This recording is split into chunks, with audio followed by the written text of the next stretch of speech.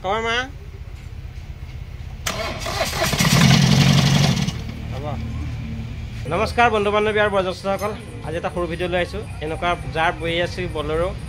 বা বলেৰো নিয়ৰ থাকে এই সমস্যাটো থাকে আৰু মোক বহুতে ফোন কৰি থাকে এই বেমাৰটো সমস্যাটো কেনেকৈ সমাধান হয় সেইটো কাৰণে ভিডিঅ'টো লৈ আহিছোঁ আৰু বহুত দিন ভিডিঅ' দিয়া নাই এইটো কাৰণে যদি মই টপিক এটা নাপাওঁ ভিডিঅ' দিবলৈ অকণ অসুবিধা হয় আজি পালোঁ আৰু আপোনালোকৰ মাজলৈ লৈ আহিছোঁ প্ৰথমতে দেখাই লৈছোঁ ষ্টাৰ্ট দি আৰু প্ৰথমতে কেনেকুৱা আছিলে তাৰ কাৰণে কি বনালোঁ সকলোবোৰ দেখাম বলক ভিডিঅ' মাজলৈ সোমাই যাওঁ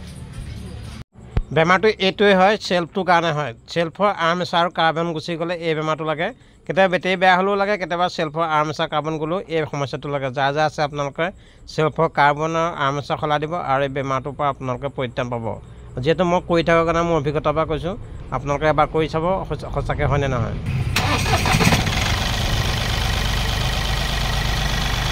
আকৌ এবাৰ মা